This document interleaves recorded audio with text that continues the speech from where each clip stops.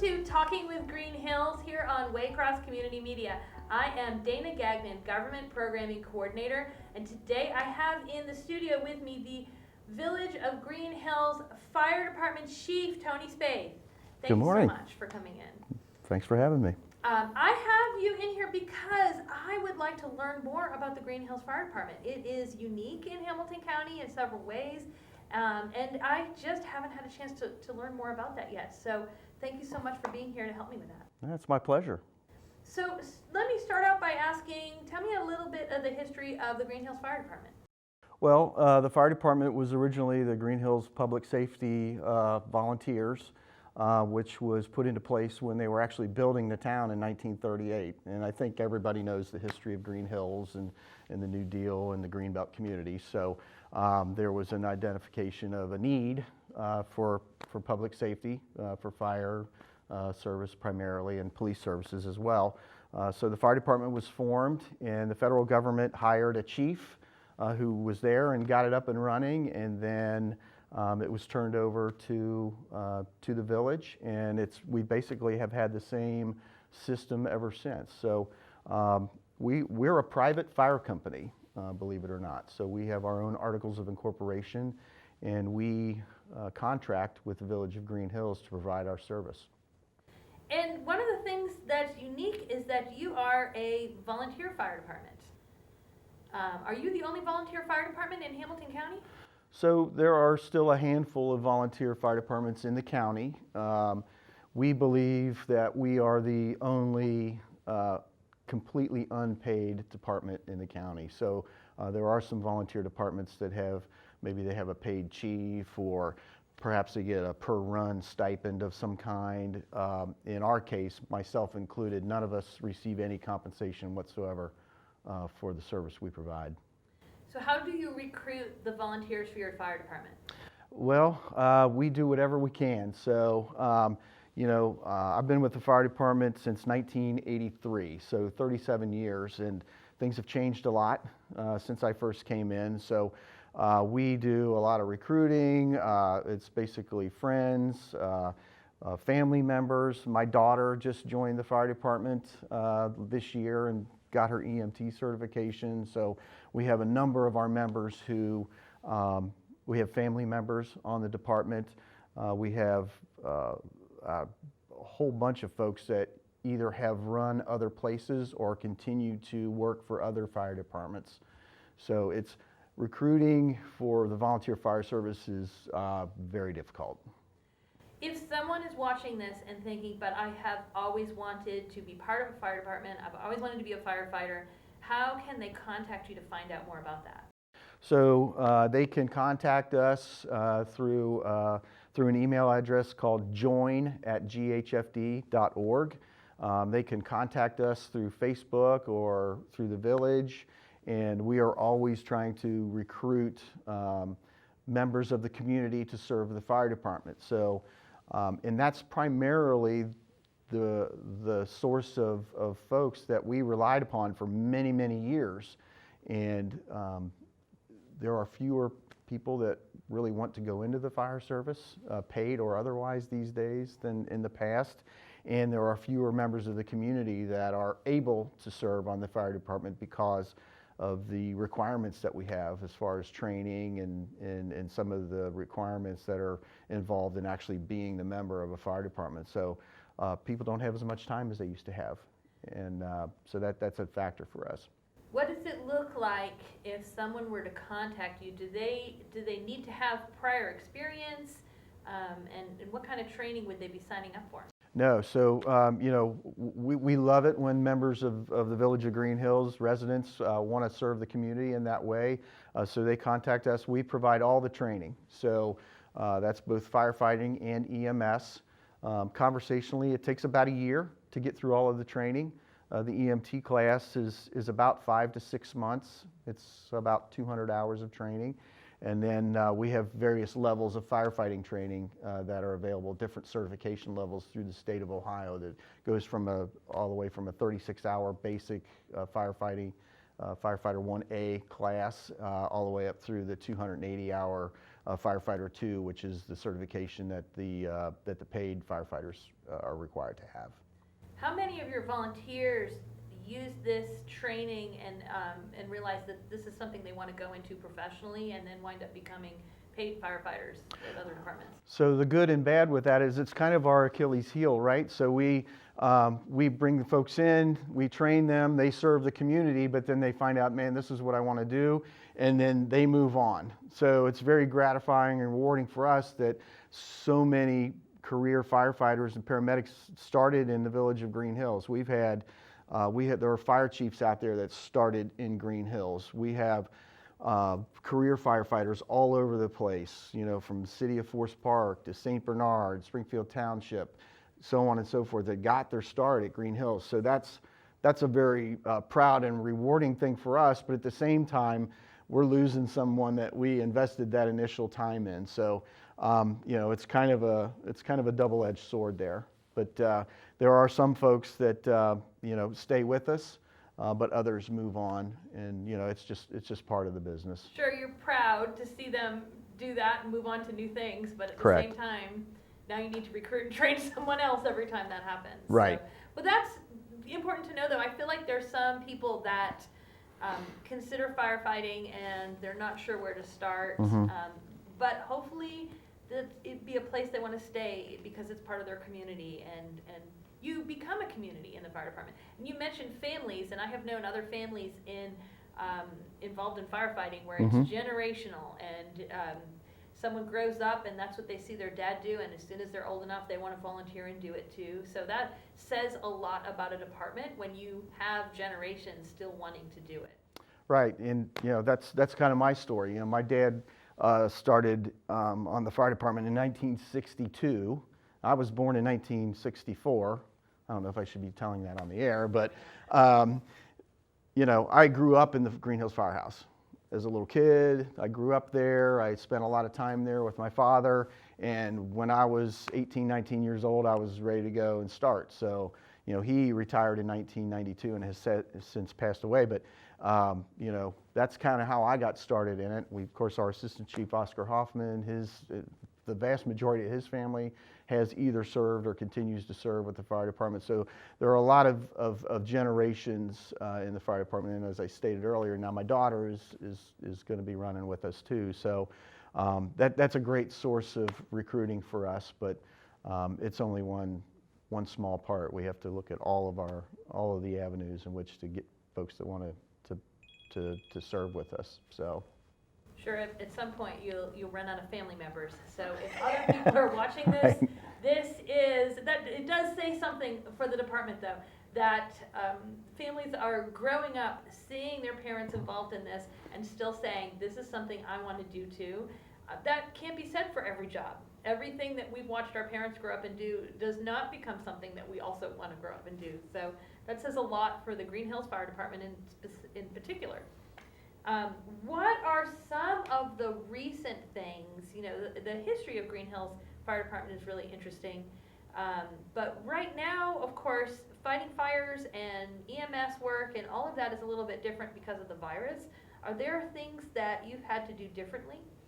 Yeah, absolutely. And, you know, I couldn't say anything first before I, you know, thank our members for serving and doing what we do during this time. You know, we have to provide personal protective equipment for ourselves so that we can be safe, and our team has just jumped right in, and we've had very few issues with dealing with the virus. We've been very, very lucky, but you know, our members have said, you know, no one walked away and said, I can't do this. You know, everybody has stayed with it, and we've spent great lengths to, you know, protect ourselves so that we can continue to help people. And I want to highlight, this is as a volunteer fire department, that means they're continuing to choose to serve even though it's become more dangerous with the virus. Other departments have, and not to downplay the amazing things that they're doing, but that is the thing their boss told them to do. Here's your PPE, now this is what we do. Your members are saying, Yeah, okay, I'll do that. It's a volunteer thing, and you can't make them do it. No. They could say, no, I think I'm off the list for a while, and they're still doing it. So I just want to really recognize them. That's another level of commitment to Right. me, to do that as a volunteer. And we at Waycross operate with a volunteer crews, so I understand that, how important it is that they're doing that by choice. No one can make them do it. Right. I'm really impressed with that. Yeah, it's something to be proud of. As a fire department, besides the initial training volunteers get, is there any additional kind of stay up to date training that you work on also? Right. So there's, the state mandates a certain number of hours of training that all of our members have to complete each year in order to maintain their certification. So as a rule, we recertify, everybody recertifies every 3 years. So your fire certification, your EMT certification is good for 3 years. And in that 3-year period, you have to receive anywhere from 30 to 45 hours of training during that 3-year period in order to maintain your certification. So we train on Monday nights. So at the fire station from 7 to 10 p.m. on every Monday night, we have training. So we bring in outside instructors a lot. A number of us, myself included, are certified instructors through the state of Ohio. So all of our members can attend drill, and they get credit for those training hours, so that when their certification comes up, then they can recertify and they can keep going. So the training aspect of it is very, very important. If you haven't experienced something in the past, you have to rely on the training that you have in order to deal with that particular emergency that comes our way, whether that be a fire-related emergency or suppression or some sort of medical emergency of some kind. So there's a lot of training involved, and that's another aspect of time that we're asking of everybody to give, and sometimes that becomes an obstacle for folks to be able to continue to volunteer, because it is a pretty significant time commitment. It is also, though, that thing that means people who volunteer know they will get training. Sometimes it's the thing that might intimidate someone is saying, yeah, but I don't think I know how to do the things yet. And the fact that you have that consistent training schedule, I think, is really encouraging to know. But it's also great for the community to hear. They know we have this great volunteer fire department, and they are staying up to date with training, and they are constantly, weekly working on their training.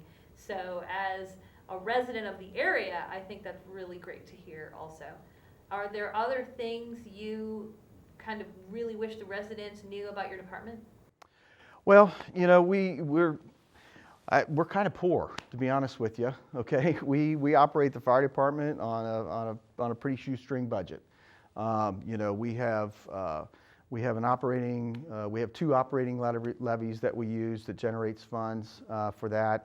We have some medical building, and we do medical billing, and then we do a lot of fundraising. And right now is our turkey raffle time. So most of the residents of Greenhills who have been around a long time know exactly what the turkey raffle is. For those that don't, basically every firefighter has about 50 or 60 houses, and they've been out in the community for the last couple of months trying to sell turkey raffle tickets. Okay. Traditionally, the Saturday before Thanksgiving is our event at the Legion. Unfortunately, this year we cannot have our event because of COVID. So this is a significant fundraising event for us that really will have a negative impact on us this year. It's really going to be tough. So, but we've got sponsorships that we've done in the past, and we've sold the tickets door to door. And we're going to have a Facebook Live event on Saturday night, tomorrow night. Yeah, tomorrow night at 7 o'clock, and we're going to draw the winners on Facebook Live for the raffle, and there's going to be a grand prize, and we've got some baskets to raffle off. So tomorrow night, on Saturday night, from 7 to 8, we'll be on Facebook Live, trying to have that event to see what we can do to generate some types of funds. Okay, so that's really important for people to know. Those fundraisers that we see you do, they're not just for extras. They're not so you can have snacks in the firehouse. They are the things that fund your department. So when they see your firefighters out with the turkey raffle tickets or any of the other things that normally you would do, what are some of the other fundraisers? Of course, you can't do the thing at the VFW because of COVID this year. What are some of the other fundraisers they can look for? Well, that's the main fundraiser that we do. So, you know, for example, the air packs that we wear, our SCBAs that we wear,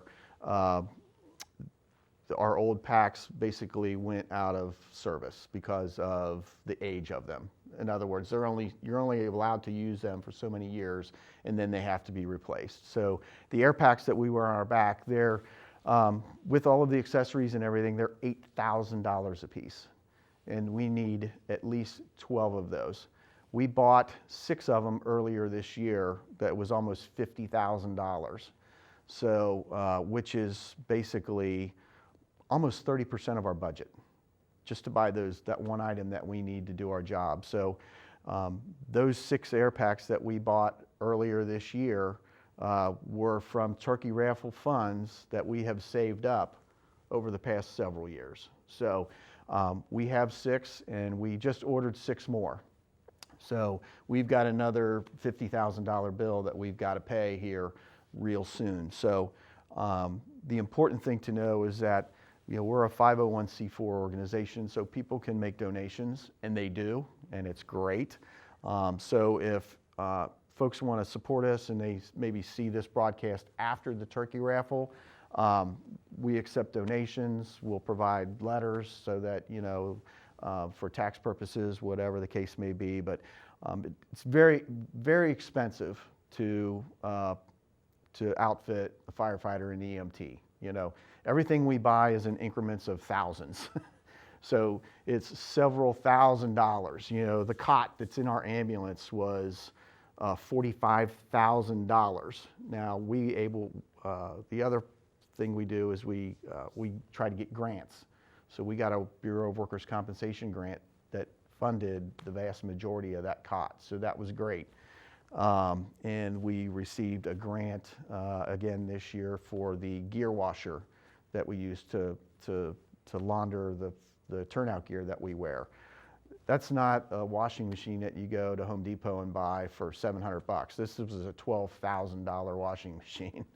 So very expensive, and you know, as I stated earlier, we don't compensate anyone, but we have always prided ourselves on providing the very best of equipment to our members, so that we want to make sure that they're safe. So we don't skimp on gear. We don't shop for gear for price. We shop it for safety. Our fire apparatus is state of the art. I would put it up against anyone else around this, you know, area. So we provide the very best that we can, and we save up for it, and we pay for it, and we provide it so everybody can be safe. That is really great to hear, because talking about, sometimes when you talk about not having funds, this in hand that goes with not having the equipment that we need. And but this is safety. This is the fire and EMS equipment. So it's really great to hear that that's what you're looking for. You're looking for the right things for the department to use. You're looking for grants to make them more possible. But also we are going to the end of the year, and some people are doing the math. Financially, this is a difficult year for a lot of people, but also I think one way many people are going into the holidays is, how can we give to people locally who need it because of things that are happening this year? So the fact that you weren't able to do your biggest fundraiser, and the fact that you are so responsible with the funds, I think hopefully will make people think, maybe that's what I want to do for my end of the year, is I want to support my local fire department. So we'll hope that that's what folks are going to take away from this. Yeah, and a lot of folks do. So we in the village of Greenhills has always been very, very supportive of the fire department, and especially those folks that understand and know and are familiar with the way we operate. We've been supported just tremendous. I mean, there's no way in the world we would even exist without that support. So that's very, very important. So that's why I like to spend time with you and other folks, to let folks know that maybe they're new to the community, that don't really, most people just dial 911 and within 4 minutes somebody comes and shows up and helps solve their problem. They don't realize, where the people are coming from, and at that point in time it's really not important because they've got a situation that we need to deal with, right? So, for those folks that don't really understand or are new to the village or not very familiar with how we operate, it's always good to be able to share that. That's true. We don't think about the mechanics of what happens behind 911 and the people that had to put things in place for 911 to work effectively when you need it, which is why I'm so glad that you were willing to come into the studio so we would get a chance to meet what happens when you need the Greenhills Fire and EMS departments, and who are those people, and also how do you get to become one of those people, and how can you support those people, which I feel like we got to just briefly cover here. I'm hoping that we in the future get to find out more about the stories and the people that are part of the department. Yeah, that would be great. We have a great working relationship with our neighbors. We do a lot of mutual aid. We receive a lot of mutual aid. We provide a lot of mutual aid. We have a saying, when the whistle blows, the fire doesn't discriminate against anyone based on how much money they're making or what color uniform they're wearing or what color the fire trucks are that are coming.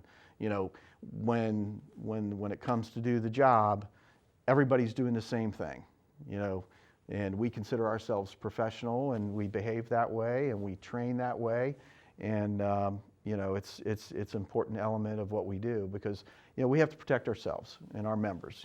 My job is to send them home after the alarm, so we take that very seriously. Which is if they're not protecting themselves and you're not protecting them, then we don't have that amazing resource of the Greenhills Fire Department. And for folks that aren't familiar with the term mutual aid, you are working side by side with the Springfield Township Fire Department and the Coleraine Fire Department and the Forest Park Fire Department, and it's just whoever is closest and most ready to respond to the fire, regardless of what the town lines are, and like you said, regardless of what color your fire truck is, the fire does not care. So right. Whoever can get there fastest is the key on that. Yeah, not too long ago we had a fire in the village, and I had several residents. They were really in awe of all of the departments that responded to assist us with that. And there's a national standard on basically the number of firefighters that are needed on a first alarm in order to do all the jobs necessary in order to put water on a fire, and that's in excess of 20 firefighters minimum. So we don't have 20 firefighters sitting in our fire station. Forest Park doesn't have 20, neither does Springfield Township. There's no fire station around here that's got 20 people sitting in it waiting for the next fire. So that's what brings everybody together so that we can fulfill all of those positions, search and rescue, suppression, ventilation, EMS, safety, command, there's a job that everyone has to do, and it's critically important for the safety of everyone that we fill those jobs. So there isn't a fire anywhere in Hamilton County, very rarely, where you're not going to see a conglomerate of departments coming together and basically operating under the same standard operating guidelines, and everybody understands and knows what their role is in the system that we've put in place in order to do that. I think it's really helpful for residents to know about the mutual aid that happens between departments, because I think it's confusing when they see a truck with a different town's name on it. Mm-hmm. And that happens on purpose. That happens because, like right. you said, that make sure there's enough people for a safe response to whatever the situation is on the scene. Absolutely. I also want to encourage people to keep an eye on the Facebook page for the Village of Greenhills Fire Department. There's a lot of information on that page, and they are posting when there's trainings and things going on. So it's a fun place to keep an eye on if you want to know what's going on with the Village of Greenhills Fire Department. Also, the Village of Greenhills has a website. It is www.greenhillsohio.us. So keep an eye on that for everything that is happening in the Village of Greenhills, including information about the new town park that is in the planning stages right now. So you may want to check out that website too. Thank you so much for watching. talking with Greenhills today on Waycross Community Media. And thanks again for coming in to join me today. Great. Always love talking about the fire department. It's one of my favorite subjects, so it's very easy, and I appreciate you giving me the opportunity.